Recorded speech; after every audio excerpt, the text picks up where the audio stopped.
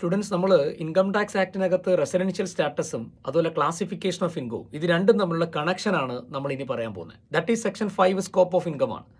Scope of ഇൻകത്തിൽ പറയുന്നത് ഒരാളുടെ റെസിഡൻഷ്യൽ സ്റ്റാറ്റസ് മാക്സിമം വരാൻ ചാൻസ് ഉള്ളത് 3 സ്റ്റാറ്റസ് ആണ്. ഒന്ന് resident and ordinary resident individual മെച്ചീഫ് ആകുമ്പം, 2 resident but not ordinary resident, 3 non resident. ഇൻകത്തിന്റെ കാര്യത്തിലേക്ക് വരുമ്പോൾ രണ്ടായിട്ടാണ് നമ്മൾ സാധാരണ ക്ലാസിഫൈ ചെയ്യുക. Indian income, foreign income.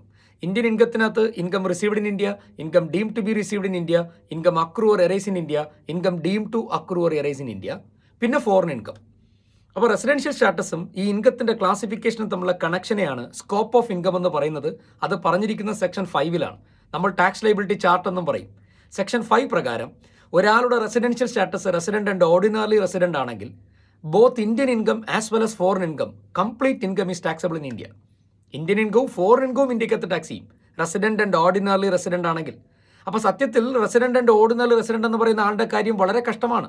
കാരണം അയാൾക്ക് ഇന്ത്യൻ ഇൻകത്തിനും ടാക്സ് കൊടുക്കണം, ഫോറിൻ ഇൻകത്തിനും ടാക്സ് കൊടുക്കണം. അയാൾക്ക് ടാക്സ് കൊടുക്കാതിരിക്കണമെങ്കിൽ അദ്ദേഹത്തിന് കിട്ടുന്ന ഇൻകം ടാക്സ് ആക്ടിന്റെ സെക്ഷൻ 10 പരിധിയിൽ വരണം.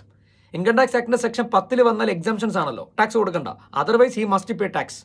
So, resident and ordinary resident is taxable in respect of Indian income as well as foreign income, or simply we can say that global income of a resident and ordinary resident is taxable. Global income, worldly income of resident and ordinary resident is taxable in India.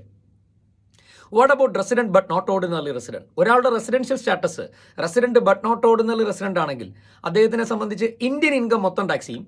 പക്ഷേ foreign ഇൻകത്തിൽ 2 selected ആയിട്ടുള്ള foreign income മാത്രമേ tax ചെയ്യുള്ളൂ. ഒന്ന് foreign business income if the business is controlled from India അല്ലെങ്കിൽ controlled in India. 2 foreign professional income if the profession is set up in India. പറഞ്ഞു വരുമ്പോൾ business പുറത്താണ്, പ്രൊഫഷൻ പുറത്താണ്. അപ്പോൾ അക്രൂവലും റെസീറ്റും ഫോറിൻ കൺട്രിയിലാണ്. പക്ഷേ ആ ബിസിനസ്സിനെ നിയന്ത്രിക്കുന്നത് ഇന്ത്യയിൽ നിന്നാണ്. ആ പ്രൊഫഷൻ ഇന്ത്യയിൽ തുടങ്ങിയ, ഇന്ത്യയിൽ സെറ്റപ്പ് ചെയ്ത പ്രൊഫഷനാണ്.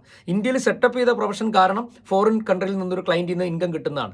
അപ്പോൾ അക്രൂവലും റെസീറ്റും പുറത്താണ്. പക്ഷേ ഇന്ത്യയിൽ നിന്ന് സെറ്റപ്പ് ചെയ്ത പ്രൊഫഷൻ കാരണമാണ് ആ ഇൻകം ഉണ്ടാവുന്നത്. അതുകൊണ്ട് അത് ഇന്ത്യൻ ഇൻകം ആവുന്നില്ല, അത് ഫോറിൻ ഇൻകം തന്നെയാണ്.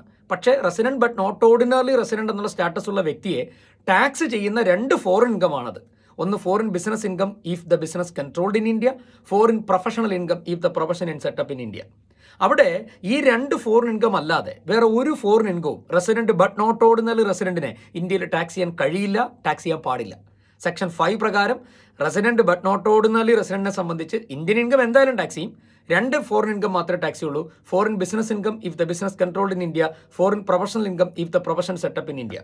So what about non resident? ഒരു നോൺ റെസിഡന്റിനെ സംബന്ധിച്ച് ഇന്ത്യൻ ഇൻകം മാത്രമേ ടാക്സ് ചെയ്യാൻ പറ്റുള്ളൂ, ഒരിക്കലും ഫോറിൻ ഇൻകം ടാക്സ് ചെയ്യാൻ പറ്റത്തില്ല.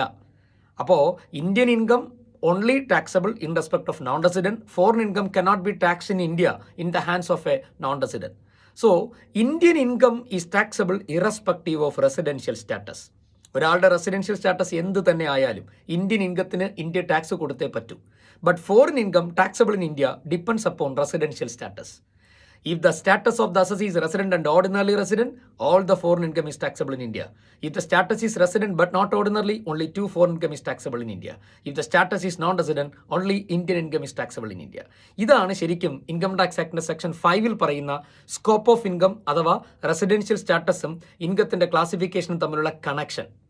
ആക്ച്വലി ഇതാണ് ഇൻകം ടാക്സിൻ്റെ സബ്ജക്റ്റിൻ്റെ വളരെ ബേസിക്. ഇപ്പോൾ ഒരാൾ ഒരു ഇൻകം കിട്ടുവാണ്, അതിൻ്റെ ടാക്സബിലിറ്റി എന്തെന്ന് ചോദിച്ചാൽ അത് ശരിക്കും സെക്ഷൻ 5 നമ്മൾ പോകണം. എന്നിട്ട് ആദ്യം സെക്ഷൻ 6 പോയി അയാളുടെ റെസിഡൻഷ്യൽ സ്റ്റാറ്റസ് കണ്ടുപിടിക്കണം. 2 അയാൾക്ക് കിട്ടുന്ന ഇൻകം സെക്ഷൻ 5 പ്രകാരം ഇന്ത്യൻ ഇൻകം ആണോ ഫോറിൻ ഇൻകം ആണോ എന്ന് ക്ലാസിഫൈ ചെയ്യണം.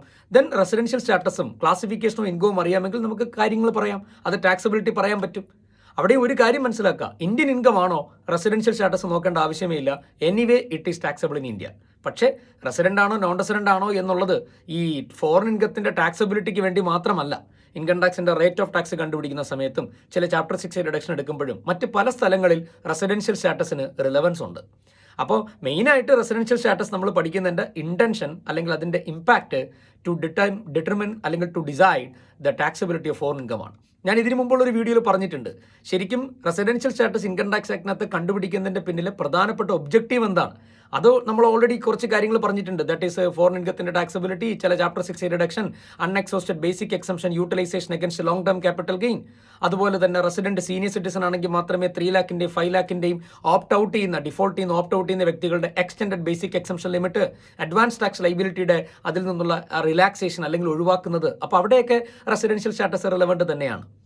But the main concept is foreign income India tax ചെയ്യണോ വേണ്ടയോ എന്നറിയാനാണ് നമ്മൾ റെസിഡൻഷ്യൽ സ്റ്റാറ്റസ് നോക്കുന്നത്. അപ്പോൾ ഇതാണ് സെക്ഷൻ 5 പറ്റിയുള്ള ഒരു ബ്രീഫ് ഐഡിയ. ഓക്കെ.